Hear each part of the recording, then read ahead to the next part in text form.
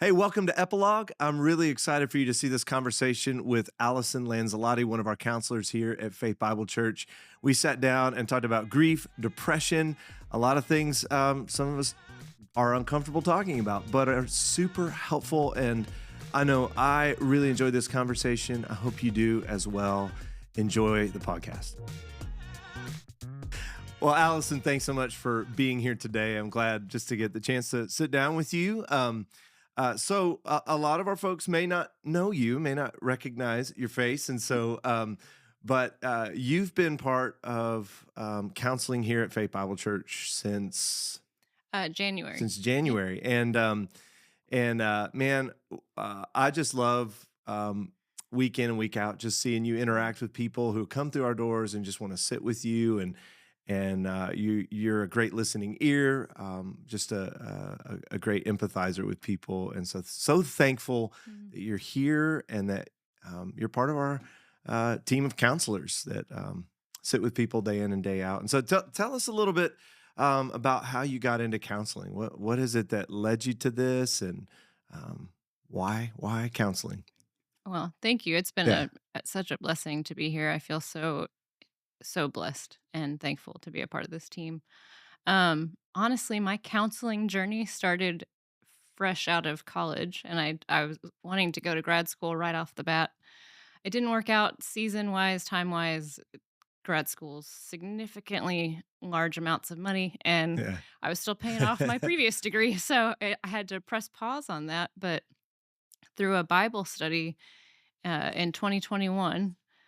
It was a women's Bible study that I was actually helping lead, but another one of our elders was it was her program or her study, and it was knowing your design. And Mm, so through a series of exercises and stuff, the learning the student in me came up, and then sitting and counseling came up again, and I was like, okay, Lord, like I felt a prompting, and a yeah. nudge, and I had my sisters of in Christ like pushing me along, like, "Hey, you should really reconsider this. This feels like a good like your calling." Yeah. I was like, "I don't know. It doesn't make sense now either," because we were in a busy, tough season, and so I asked my husband, and he was like, "Yeah, do it." Yeah. And I was just stunned. I was like, "Okay, now I have no Yeah. excuse You're to, like, like, push uh-oh. this off," but so I started my pursuit there, and honestly, throughout all those years, through pastoring and leading Bible studies and being with women, I was empathizing and walking with women Mm, in a counseling sense, just without the official degree, yeah. and so Yeah. pursuing that has just ignited a whole new passion and just excitement in me to Yeah. really be officially able to provide a service that's been on my heart since for, like, over 20 years. Yeah. Yeah. Um, so yeah. Yeah. That's cool. And just, I mean, uh, just in those even moments when you and I pass in the hall, Mhm. like if you don't know Allison, like if you've never interacted with her, like there are times when we just pass by and all of a sudden we're in like some counseling I remember several times and it's like we're going into counseling and I'm like, it just comes out of you. Like you Oh, can just tell you're passionate about it. yeah. And I appreciate that about you. And Thank you. um, all right, so I want to do a little another kind of get to know you exercise because I think it's important for our folks to hear some random facts about you. I mean, um, uh, that's really important. All the reasons you got into counseling, but this is also important. Okay, Yes, so we're going to talk. I'm Um, ready. so I always, first of all, a lot of times I sit here with my coffee drink and from Starbucks, and it's sometimes it has oleato foam in it, which we brought that up a couple times, which is olive oil, and it's really strange. Are you a olive oil fan in your coffee order ever? I've never had it, but I've had butter, so I feel like there's Yeah, like the potential. There's a bulletproof. Okay, all crossover. right, that is Yeah, a crossover. It's I'll like have the to try it. fatty acids or Yeah, whatever. Yeah. yeah, Today I've got a nitro vanilla yeah. sweet cream cold brew. What's your Starbucks order? Cinnamon dolce latte. Okay, I that's a love the good one. cinnamon. It's getting too sweet for me, so I don't know if that's, like, wisdom or aging or what, but, like, I'm having to back off the sugar. So I don't know what my new one would be, but that is a fan favorite of mine Awesome. for, like, That is that decades. is amazing. Jamie, do you remember I knew one of this. my first I knew this was one of coming my up. fir so there was a time way back and he asked me, he's like, "Hey, I'm picking up Starbucks for everybody. We were working some event." and he asked me what I wanted, and that was my order. And the shame I felt. What did you Oh. say about my order? Jesus. I- I don't. Yeah, It's- what did you say about my order too? All right, Jason. I've since had to adjust my order because the persecution has been too much. Oh, The shaming, Jason. We may need to go to counseling with Allison for this. Like, I don't know. Like this this. feels like some unresolved conflict. Yeah. Some resentment, Jason. Are we Anyway, feeling I'm okay. resentment? I'm just happy you get to still order the coffee you enjoy. As soon as you said that, I knew this was coming. I knew this was coming. I've I learned was so like, much. here it comes. I could feel it over here, and it's anyway. Well, good. It's been. I needed to let that out for Just- some time. Jason needed to let that. So, just Jason, what's your new order so I know what's now acceptable? Yeah, I think it's an almond milk honey flat white. Okay. It's right. I in the have middle. ordered that. Yeah. Okay, but it's Right in not the still same. A little sweet. No, it's not. It's not the same. oh man, oh Good man, stuff. yeah, that's great. Hey, listen, I put olive oil foam on mine sometimes, so that I have never there's a heard lot of of that. judgment there. I get it, so it's okay. I'm gonna have to try both Yeah. of these now. So All right, so now to rapid fire. Yes. Okay, morning person or night owl? This is important. night owl, Night owl. Okay, cats or dogs? dogs. Okay, right answer. I have Thank both, but you. Yeah. dogs. Okay. All right, last show you binge watched? Oh, The Office. The Office. Good Mhm, one. Okay. Best concert you've ever been to? I used to be a security guard at Woodlands at Cynthia Woods Mitchell Oh, Pavilion. okay. Okay. So I've been to a lot, but Dave Matthews Band. Dave I'm not a big Matthews. concert person, so Okay. it's been a hot minute. Yeah. Okay. But Dave Matthews Yeah, I- puts on a great show. He Great. does. Okay. Favorite book? Oh man, Does- all of my books are school books. I actually knew this question would be tough for you. Yeah, So the Bible. the Bible. Oh my It's gosh. the only Okay. book I'm No, not that's reading. okay. That's That's or okay. That's not school. That is a good answer. Yeah. Okay. So if you could have dinner with any person, Mm. who would that be? You can't say Jesus. Oh. Okay. You said the Bible, but any person, dead or alive, who would you sit down with for dinner? My dad. Your dad. Yeah. Okay. That's He really passed sweet. away, so Yeah. yeah, I would Yeah. totally do another dinner with him. Just one more meal. Yep. Yeah. That's a really awesome answer. So okay. Hidden talent. Do you have a hidden talent? It might even be hidden from me. Oh my goodness, I don't know if I do. That's okay. I can speed read. That is Ish. speed reading is something I've never been able to do and always want to. So that is a great talent. The other Yeah. one I have is when I write from right to left, Mhm. which totally freaks people out because Like I'm thi- like left-handed. Like I this? write like this. This is me writing on like these notes were Whoa. so it's kind of like it's backwards from That how we're taught. is an amazing. It's s- weird. It's slightly bizarre talent. It's a survival Wait, how does that work?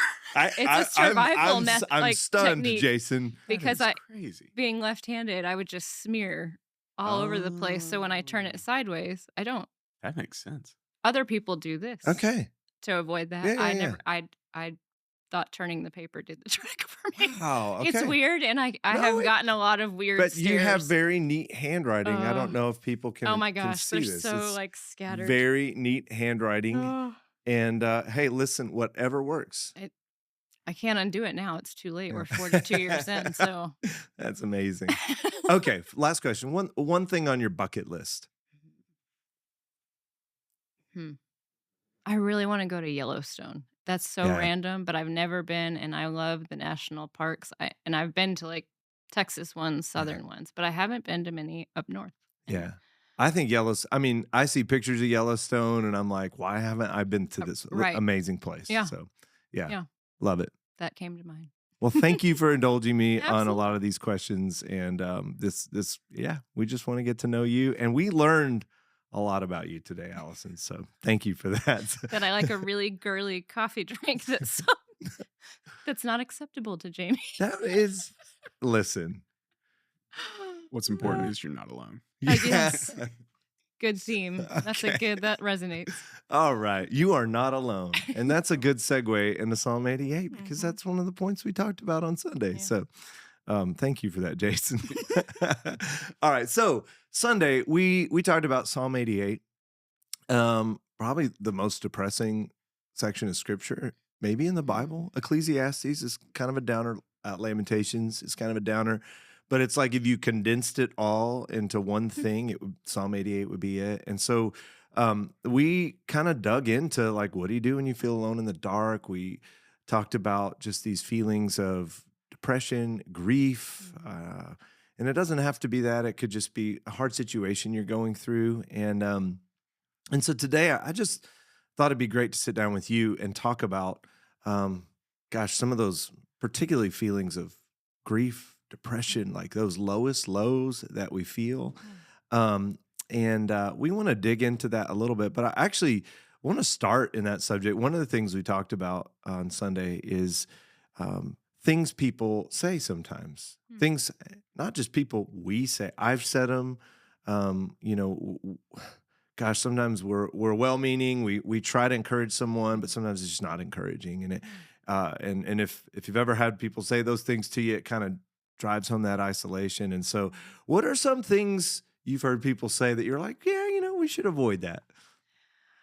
Oh, there's so many. A big one is, when someone comes to you and confides, "I understand," Mm, or "It's gonna be okay," or "It's been 6 months or 8 months," like, yeah, that was yeah, 8 months ago, like, kind of not calling out like you should be further along yeah, in your feelings, or why are you still here? Like, so it brings on more guilt for feeling what you do feel instead of right, any kind of real encouragement to kind of help someone walk out of those hard feelings. yeah, The one you said on Sunday, one of them, "Time heals all wounds," is, I mean, maybe, but I don't think things like grief, yeah, even sometimes depression, may not ever fully lift from a yeah. person. Like, Especially if you struggle with clinical yeah, depression, and right. and it's like, oh, It really becomes about navigating yeah, the symptoms and the challenges in a healthy way versus unhealthy, that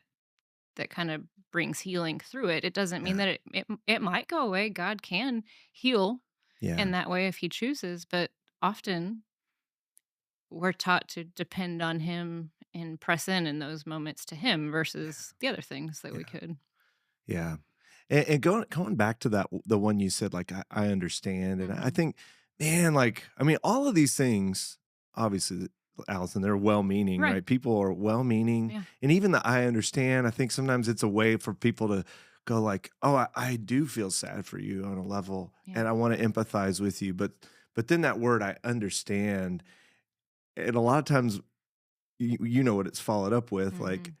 like some semblance of like how I might be able to relate to Right. this. And then you're listening and you go, like, that has nothing to do with my situation. Yeah. And so sometimes that's just gosh, it's like, again, really well meaning, Mhm. but like, do you really understand what they're going through right now? And So one so, of the cool things I've learned in some grief training that mm, I've been through,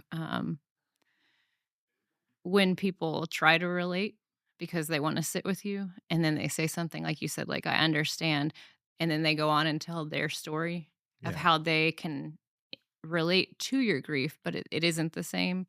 Well, then what we don't realize is, and I've done it, sure. and I try really hard not to do it in session, because, and I'm thankful that I'm aware of this now, because you're trying to relate, it's coming from a good place, but what it does is you just took their grief and you made it about you. Mm, And so mm, there's no space for them to feel. There's not the same space had you just listened yeah, or said, "Man, I have no words." Sometimes it's just better to say, "I don't know what to say." yeah, And we yeah, don't like that because we yeah, want to have an answer and we want to bring comfort yeah, and hope, but that's not really, yeah, sometimes we just can't. yeah. I And mean, sometimes just being that, I mean, what I'm hearing you say is just being that listening ear yeah, is means the world. It right. means everything. A safe space to just be raw Yeah.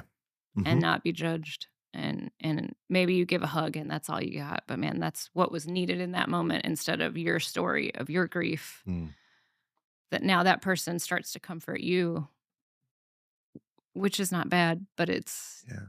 it's not what they needed in that moment. Exactly. Yeah. Yeah. That's really good. Yeah. And I mean, I think Yeah, hearing from somebody, that's what you do all day is listen, and you just hear, and um and that listening ear, gosh, I mean, as somebody who's I've gone to counseling many times Mhm. over many seasons, and I'm amazed sometimes I'll go out and like the counselor doesn't say anything, and it's just like I walk out going, "Oh, that felt really good." And, Yeah. and maybe they'll ask some questions and Mhm. whatever, but yeah, so I think that listening ear is means everything. Yeah. Uh, okay, let's talk a little bit, shifting gears. I think sometimes like like a psalm like Psalm 88, it might it might prick something in us where we go, yeah, I do feel that sadness. I do feel Mhm. that grief. And you know, I think sometimes you hear people who are down, and I've been there, and we say things like, yeah, I think I might be struggling with some depression. Mhm. And I think I might be struggling with prolonged grief or whatever. And Mhm. like, what are some of those signs, symptoms for people like to? How do you know when you're struggling with depression? How do you know when you're struggling with prolonged grief? Or, what Yeah. are some of the signs and symptoms? So, again, there's like a diagnostic glance at that. Yeah, And then there's a lot of it is knowing who you are, like yeah, in one season and like where you're not feeling that extreme sadness or it's not prolonged. I think it like feelings of hopelessness yeah, at any point should be need attention yeah. because it's your heart and your mind telling you something's off. Right. And so I always I want to normalize that because we all struggle with those feelings of not understanding or hopelessness or Mm, helplessness. And sometimes it can be easier to just isolate and try to shut those down on your own without hmm. talking about them. And so that those Yeah, feelings, if it's hard to get out of bed yeah. for a long period of time, having an off day, normal, typical. We all have off days where we're just tired, we're run down, and we need rest.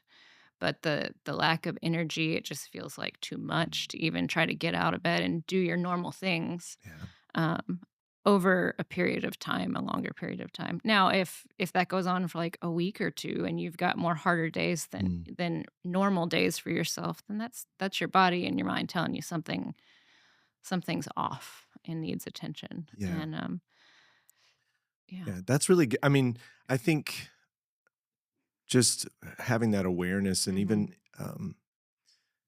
I know for me personally, like, gosh, I think when I first my struggle with OCD first Hmm. came to light, it was a roommate of mine, fresh out of college. A roommate of mine was like, "Hey, I'm noticing you're struggling to get out of bed in the morning," Mm. and I maybe not even realize it. And he's like, "Hey," and so it was actually my roommate who's called and scheduled a counseling appointment Wow. for me, and was like, "Hey, I scheduled a counseling appointment. I'll drive you there if needed, Mm. but I can tell something's off." And so I Yeah. think even just having people that can be like a mirror to Yeah. us and help us go like, okay, I'm not in my normal zone, or Right.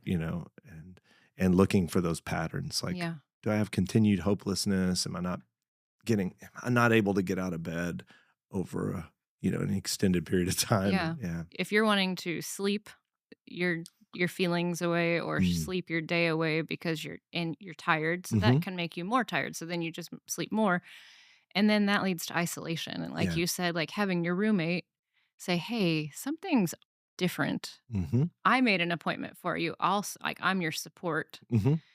Let's let's go talk to Yeah. someone." Yeah. Is huge Yeah. because the other tendency can be of depression and grief is to isolate because no one understands what I'm going through. Mm, Nobody can relate. I'm all alone.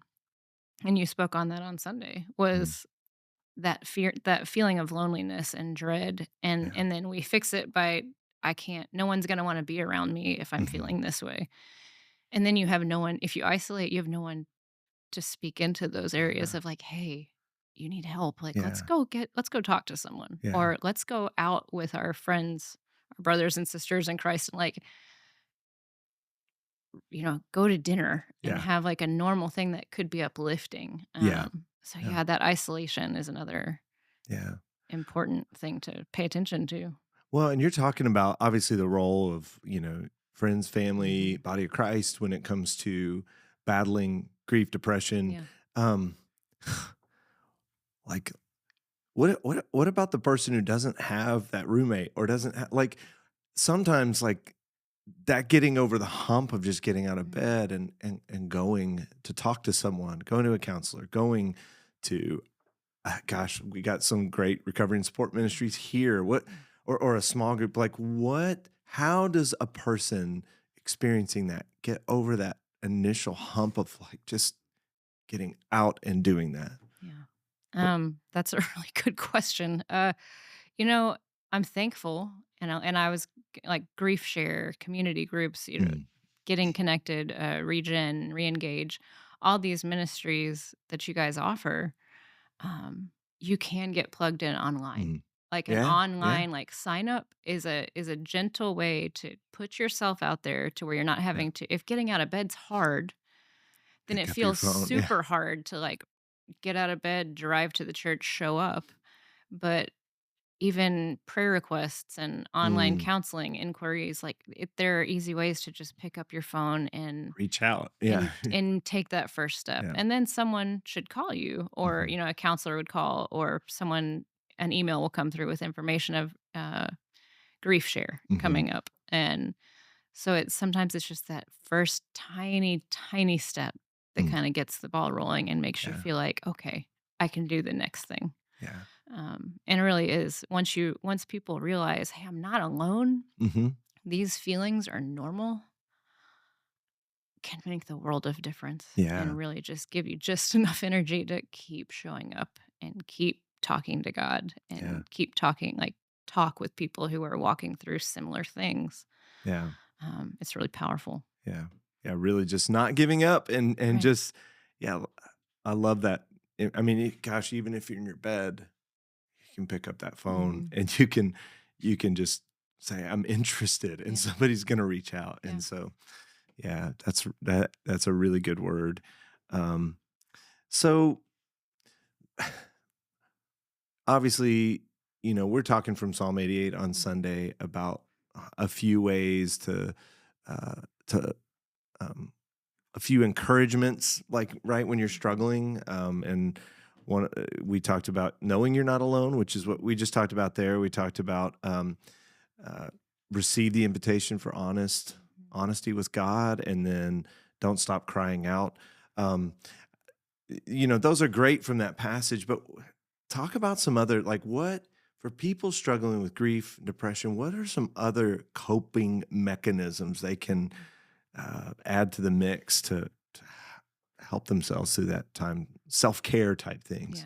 Yeah. Some basic ones, getting outside and going for a walk, Hmm.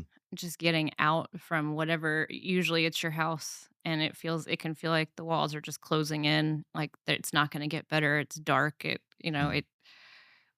We when we isolate, just sometimes getting outside and going for a walk, Hmm. exercising. And for some people, those are huge steps in and of themselves. So just Yeah. like I said, a walk, or going to a park Yeah. and being around people without having to talk to people, um, creates a Yeah. connection if you're not ready to, like, Yeah.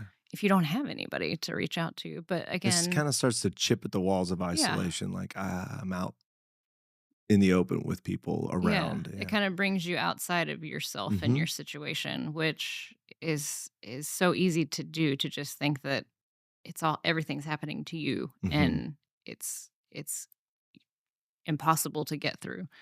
Um, and I keep going back to community, Yeah. and I really encourage people, if you don't have community yet, it's right there at Yeah. your fingertips. And it is scary and overwhelming for some to like make that first step of, how do I get plugged in?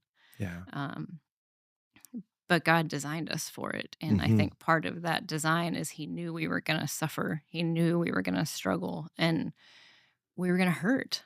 Yeah. And Jesus didn't do it by Himself, Mm-mm. and we shouldn't either. And of course, we always have Him, but He Mhm. put us, it's a both and. You get God Yeah, and you get that biblical community. yeah, And uh, just people to sit with you and just let you know, I don't have all the answers. I don't have Hmm. any answers, but I'm here. Yeah.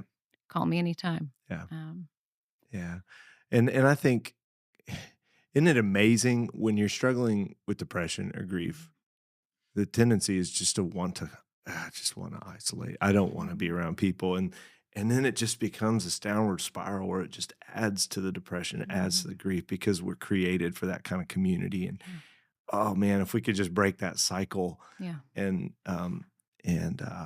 surround ourselves with people that help carry that load with us, and it lightens it. And it, Yeah. um, but man, it's that lie that gosh, I am alone, Yeah. and I'm only gonna feel better if I just am stay Yeah. alone. And man, it's so important to have that community. Yeah, and you nailed it on the head saying it's a lie. Like Mhm. it's not true. And Yeah. so something I do with some clients is like our thoughts impact our feelings. Our Mm. feelings determine our actions, and they're all interconnected. There's not like an order to that. Yeah. But they feed each other. And so sometimes another thing to do, even if you're not ready to step out into community or step outside, is to write down, okay, I'm having this thought. Okay, Mm. now what am I like? How's that make me? How am I feeling? Mhm. What am I doing? And then just putting a positive thought, like reinserting a positive thought or Yeah. covering it with a positive thought or a different action Yeah. creates a whole new cycle. Yeah. And that, that's not a one and done. That's a continual thing with all of Yeah. us, no matter Yeah. what we're facing. But it's interesting to just create that self awareness of like, Mhm. what, like, I keep finding myself in this thought process, these feelings. I don't like it. So how can Yeah. I change it? Yeah. Gosh, you're taking me back to my, like, initial days of therapy, Allison. Yeah. Like, this is 20 years ago when I first started to kinda get into therapy and learn, and I've Hmm. just got volumes of journals, and I Yeah. still have them. And Mm. it's, hearing you talk about that, like, yeah, it is so helpful to just acknowledge it, write it down, and then try to replace it with something else and Right. something positive. And And yeah. we have, I mean, in those moments, grief and depression and anxiety, like Mhm. they're all grief in particular is like a bundle of feelings. Mhm. And it can gauge anywhere from hopelessness to loneliness to anger to Mhm. frustration to restlessness, all these things. And then joy sometimes pops Mhm. up in there. And then there's guilt because you're feeling joyful for a moment. And so that it's hard to feel all those at once and to Yeah. know what to do with them, and because we want it's uncomfortable, like you Yeah. said, like Yeah. it makes us uncomfortable, so we can turn to the uncomfortable or to the comforting things, whether Mhm. that's like binge watching a show or you know other things that may be healthy, may be unhealthy, Mhm. but sometimes those things we turn to fuel us in the wrong direction. Yeah. They Yeah. fuel that isolation, they fuel that um just vegetative Mhm. state of like watching TV for 5 hours, 8 hours a day to just kind of escape. Escape. Yep. But the Yeah. problem is once we step out of that and turn the TV off, there they are again. Mhm. And so taking that time to really just say, I'm angry and I'm like frustrated Yeah. or I'm sad, I'm devastated. I don't know Yeah. what to do. I want to be by myself, but I really could use a friend Mhm. and being okay with, hey, they're both there. Um, Yeah. is a huge just step towards Yeah. giving him space to kind of move forward because I think sometimes we expect God to just take it away, heal us, remove Mm. it, those things from us, and then we'd be fine. Yeah. The reality is he doesn't promise that. He No? promises to walk with us and often, I mean, honestly, sometimes carry us Yeah. Yeah. because it hurts to walk. We don't know it. Like we can't see. I loved your illustration of the cave on Sunday. It was like you can't see the next step in front Yeah. of you. And sometimes that's all you have is the next step. Like, Mhm. so that's when God's carrying you. Yeah. So it can be this just beautiful dependence on Yeah. him that ultimately strengthens your trust Yeah. and Yeah. your character. And then there's a comfort in knowing, hey, God's got me through this. Yeah. I can help so and so through this. I can That's help my right. friend or my brother or Yeah. so there's purpose in that process. Yeah. But when we just want it to go away, Yeah. we get stuck. Yeah. And you're uh, just so you guys know, Allison is not just saying this out of her counseling training or anything. I mean, this comes from your personal experience too. I mean, we were talking right before the podcast, and you were sharing with me just some of your own personal Sure. experience, and love for if you're comfortable sharing some Yeah, of that with people watching. But sure. uh, Yeah, in 2018, uh, my dad passed away mm, and we lost my dad. But right before that, our family, we had three miscarriages, two mm, miscarriages before he mhm. passed. And then we had seven altogether Yeah. over from 2018 to Mm, this year, even mm, being the most recent one. And yeah. so in that particular year, it was like loss after loss after loss after loss, and a 4-year battle with cancer and being a Mm, primary caregiver to my dad with my mom and my sister. It was just a very dark, hard yeah. season. You're just getting pounded. I Yeah, mean, it just like felt what? rough, and I Yeah. and I love the Lord, but I did not understand Hmm. why all this had to happen right up next to each other, and I understood cancer. Hmm. A lot of people have lost people to cancer, and it's a horrible disease to have Yeah. and to watch someone you love go through. But things like having a family, growing a godly family is pleasing to the Lord.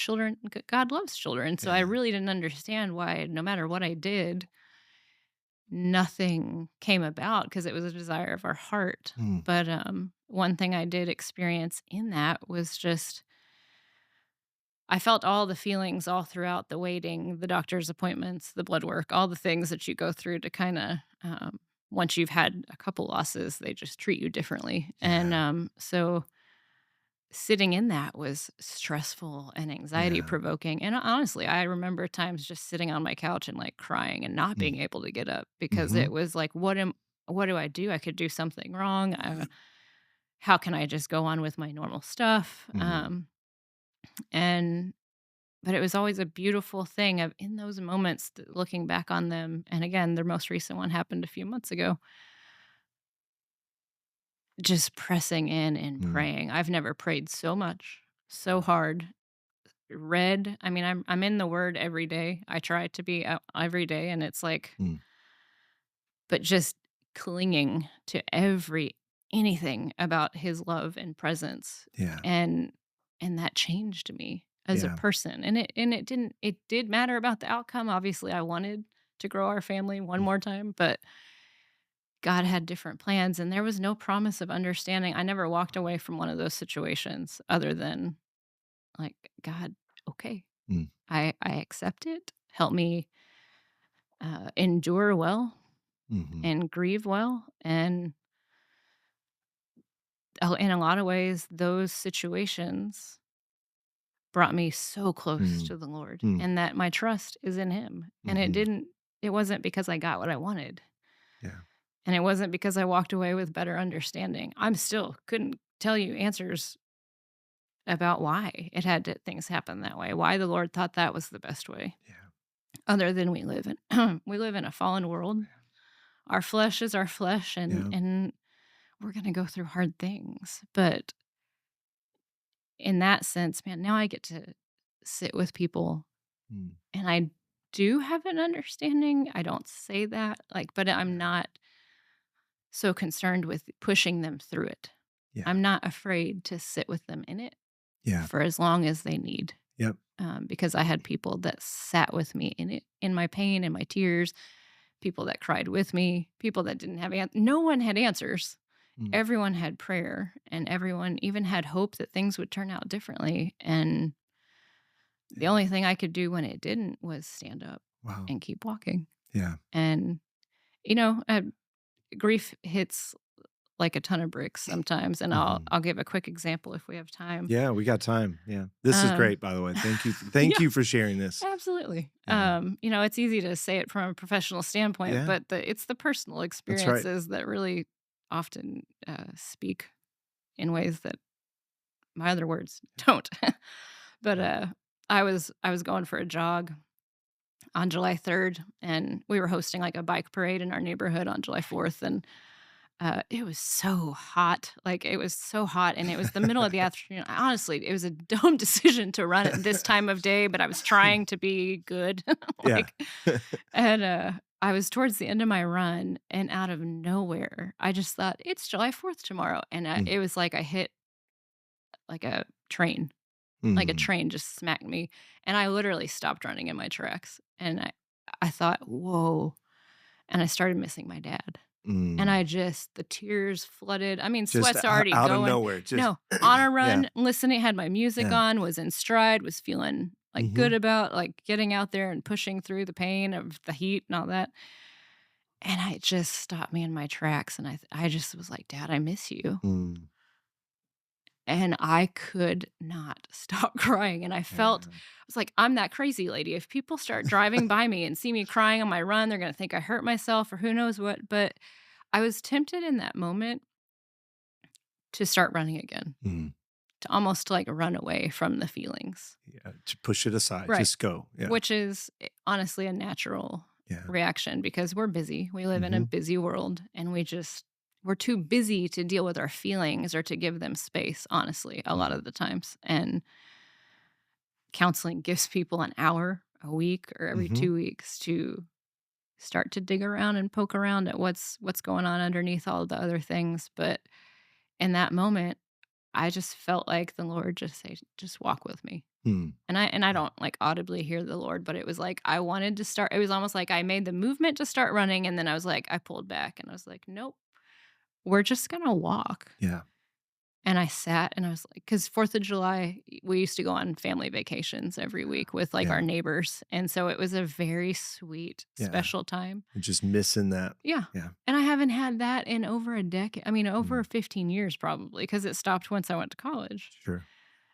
So it wasn't a recent memory and it wasn't relevant to anything that I've done in Mhm. like the last few years. And so it was just like out of nowhere. And so I was encouraged in that moment.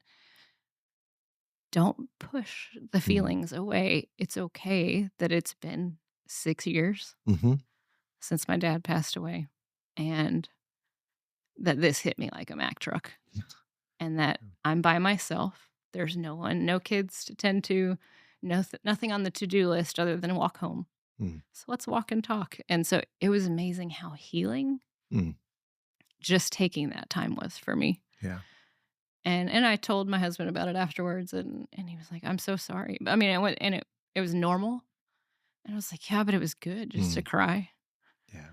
And went about the parade and the week and everything was back to normal, so to Mm. speak. But taking that moment went from being like a very scary, intimidating thing to like a needed time where God just kind of wanted to say, "Hey, I Yeah. know this is going on and we need to talk about this for a Yeah. minute and it's okay." Cuz he Yeah. knows. He knows everything that we're Yep. feeling. Why are we Yeah. trying to hide it from him? Yeah.